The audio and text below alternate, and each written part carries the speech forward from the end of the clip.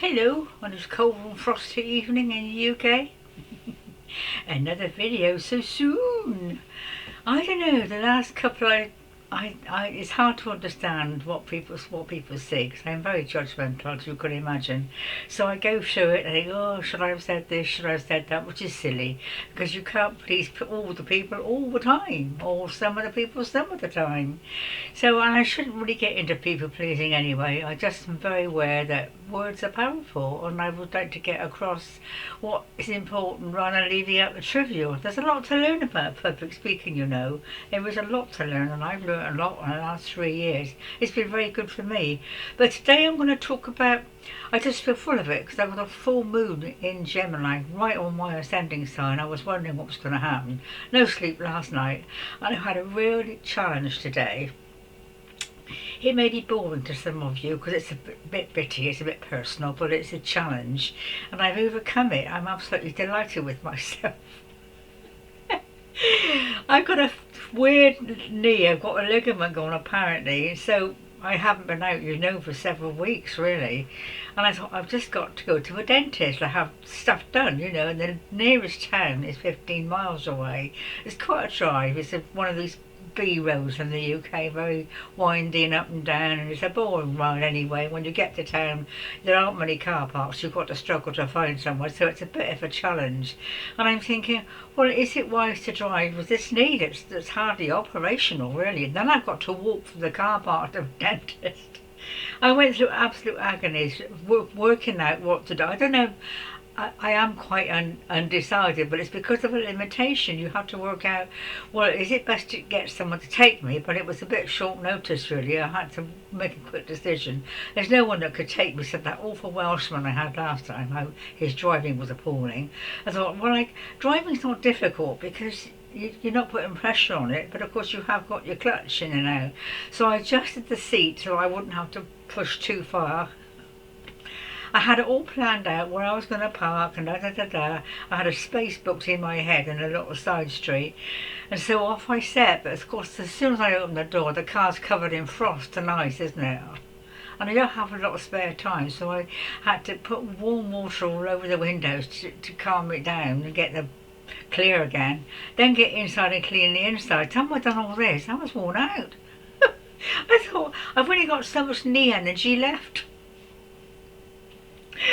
Unfortunately, I was dressed up. Often I'm not dressed up enough because I've got a warm house, and just when you get outside you realise how cold it is. And fortunately it started all right and I set off quite confident I was going to be all right. I just kept praying. I can do all things through Christ who strengthens me is one of them, and God is my strength and power and makes my way perfect. And I kept visualising light going into my knee. Well, in fact, actually, this morning when I woke up, as soon as I woke up, I opened my eyes, this brilliant white light came into my mind. So I think that was God saying, oh, you'll be okay. We'll put enough energy in your knee. Oh, people don't realise, you know, that are fit and healthy. I get quite jealous when I see people walking and talking. I think, God, I wish I had that energy. I've never had a lot of energy actually, although I used to go salsa dancing. But the last few years have been, I think I've been through so much. The stress, the insomnia, I don't have a lot of spare energy. So this was going to be quite a challenge, but I had to do it. There was no alternative. So off I set. Give myself plenty of time, so now I'm going to take a long time to walk from the car park. I don't know, it's not a long way, but it is quite a trek if you're not well. It's a straight road and you know. So anyway, I got to the car park. Well, I saw the space I wanted and someone had just pulled into it. That was that idea out the window. Went to the small car park that I know can do, no spaces. I began to panic because I only had 10 minutes to get to the dentist. I'm sorry to rabbit on, but you might find it fascinating. So I sat there and thought, just help me to know what to do, because if you haven't got a space, you haven't got a space. I thought, I'll go round again, which I did, still no spaces. I was just going to have a cry. I get so frustrated, I really do. And then suddenly this little old man comes along. You know, some old people, you think, how on earth did they drive? They look as though they're on death row. I mean, I know I'm old, but I don't, well, of course you don't know how you look. But anyway, he got this huge, great big 4x4. Pulled out and I pulled in quick, thank you God. And then I had to get out of my car. Well, his leg had seized up by this time. Can you imagine all this? I did manage to get it out and squeak it together before I had to start the walk. I thought, I've got to hurry. You can't hurry and you've got one leg. Anyway, I did get there in time. And I had my little job done and it was all okay. And then I thought, now I've got to walk back. I should have probably stopped for a coffee, I suppose, but I was in an area of town there weren't many places, and I thought I need to get back to the car. Really, I mustn't get carried away. I often do start doing too much and then wear myself out for 6 weeks. This is what the illness does if you do too much. So I thought I'd walk down the little side street that I'm familiar with. There's 2 shops there that I really love. When I lived in the town, which I did some years ago, these were my 2 favourite shops. One was a health food shop. It's absolutely jam-packed. I mean, it's a privately run shop, not a supermarket, privately run. The colours, the things, you could spend a fortune just by going in there. And I wanted some sauce mix and some tea and this and that.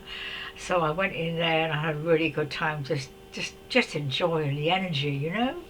And then I went to the next shop, was a bit further down, which is called Lake King's. Anybody who's local will know it. It's a very, again, ancient Victorian shop, really. Been there ancient, many years. It sells everything. There's a butcher's department, which I don't go into, and then cakes and breads and spreads and things like canned, you know, peaches in brandy. All the lovely things stolen. Panettone, I love panettone. That was about 16 quid. So I just absorbed the atmosphere, and it was all decorated outside with trees and lights, and it was a real it was a Christmas card shop, really. You could have taken a picture, and unfortunately I haven't got an iPhone, I can't take pictures, but you know, the actual ambience was just, I just suddenly felt very Christmassy. You know, I thought, oh gosh, Christmas is coming. I'm not going to have a tree because I can't lift it, but I just went in and absorbed this atmosphere, because I have got some good memories actually of living in that town. I've had some good memories of, you know, buying nice things and having trees and not having friends so much, but I loved it there. I should never have left, really. So this was kind of, well, it was life, and I thought I haven't been into this town for three months at least. I used to go there once a week or so for the market days, really nice market days, have a coffee out or a lunch out. I haven't done that for 3 months, so I was getting a little bit institutionalised and missing it all. I was homesick, not so much for this town I've just moved away from, my hometown, which is Bristol in the West Country, or even my hometown in Nottinghamshire, or even my earlier hometown, which is Canada, because my mother was Canadian, and I've also had a lifetime as a North American Indian, so we can go back a long way with all these homesick feelings. I want something familiar, you know, something comforting. Comforting's the word, isn't it? It's not so much security, but comforting and cuddly. And it's okay. I know I go on about being on my own, but that, when I get that sort of feeling, I don't need anybody else, because it's all within me, isn't it? But it is nice to share these things with somebody, and of course I can't at the moment. So anyway, got back to the car, and I managed to get in it all right and come home and everything, and I thought, wow, that was I really enjoyed that morning. I came home, made a lovely pot of coffee, I had one of my special cakes I bought in the health food shop, and I thought, it's fine. That's all I need. That's all I need. You know, and I was enjoying myself so much with this inner contented feeling that it kind of, I don't know, it did something. That's the full moon in Gemini, I guess, on my ascending. It's a new me being born. This contented feeling of just cakes and ale. No sex. No, I'm joking. But you know what I mean? Simplicity. It's just simplicity. I've got a lovely warm bungalow. Now we're being told we're expecting snow. I thought, I don't care. I can sit here for 3 or 4 days, put DVDs on, stay in bed. I've got a nice cosy cover, eat my cakes. I've got Sainsbury's coming tomorrow, which I'm going to deliver. £70. I could not believe I spent that much on a week's shop, but it's probably more like 10 days actually. So they're delivering it to my door, so I haven't got to go shopping. I could just button down the hatches and just enjoy. Oh, and there was a little card from my granddaughter thanking me for her birthday present I sent in September, October. just a little card that cheered me up a little bit, because I've fallen out with her mum.